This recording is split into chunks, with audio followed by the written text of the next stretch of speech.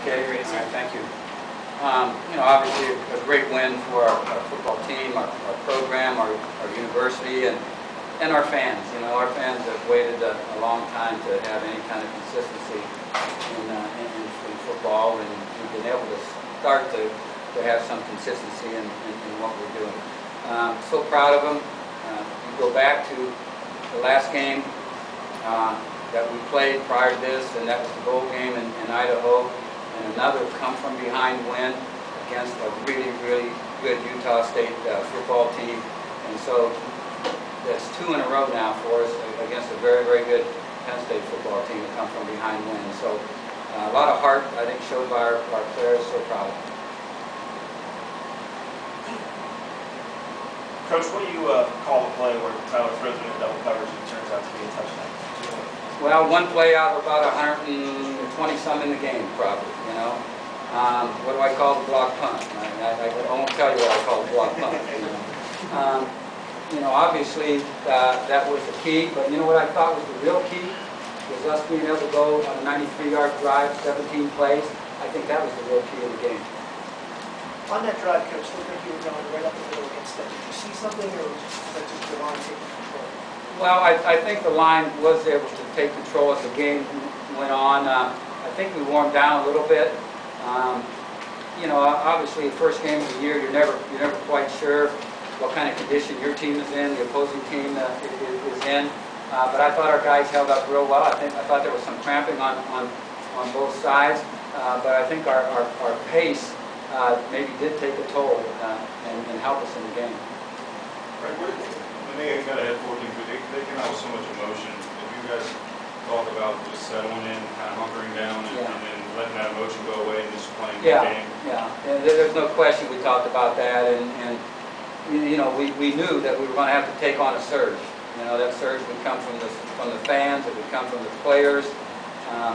The atmosphere we knew would be a difficult atmosphere to play in, and so what we told them was we just got to keep pounding, fellas.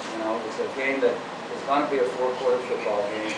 Just take on the surge early, and let's just keep pounding, and let's just see what happens. And try to turn it into just a football game, and we're pretty good at playing football, and I think that's what we did, and we're fortunate to win this. Tyler, how would you assess your second half?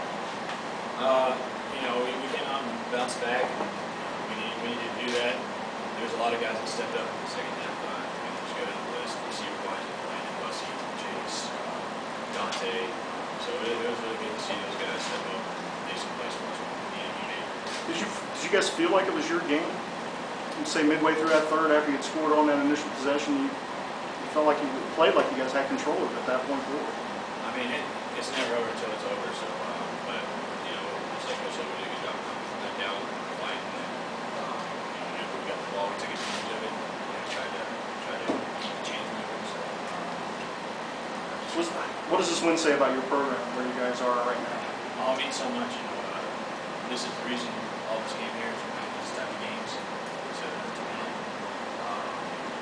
We're just taking it one game when we got a time at home. We're going to celebrate on this one to be ready for New Mexico State next week. What did you think when you threw that pass that landed the catches on the deflection? Oh, well, that was my fault. Just forcing that. I'm so happy that he got a chance to catch that. Anytime those guys have the ball in their hand, they're really big versatile. Main play. So, like I said, anytime that you can get those guys the ball, that's great. That's what I try to do.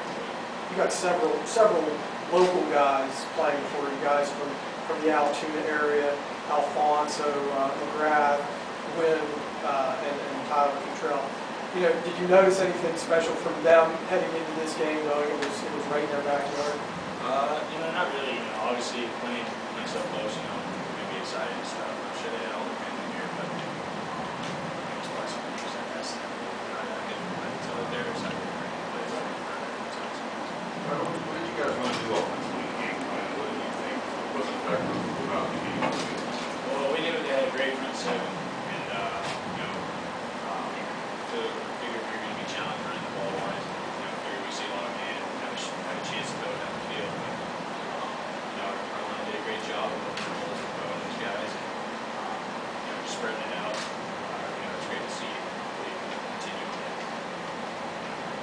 How big was your force fumble in that first defense, like in easing the runners from defense? I was big, I was happy I was able to make a play and, get us off the field and get the offense back on there because, that's how our defense wants to be. We want to create turnovers and want to get our offensive ball because, they're going to make things happen. Jared, once you guys kind of saw them for a quarter, did you guys get a much better idea, if not what to expect, and to come up with some ways to take away? Because they had 173 yards in the first quarter and maybe another 150 after that the rest of the way.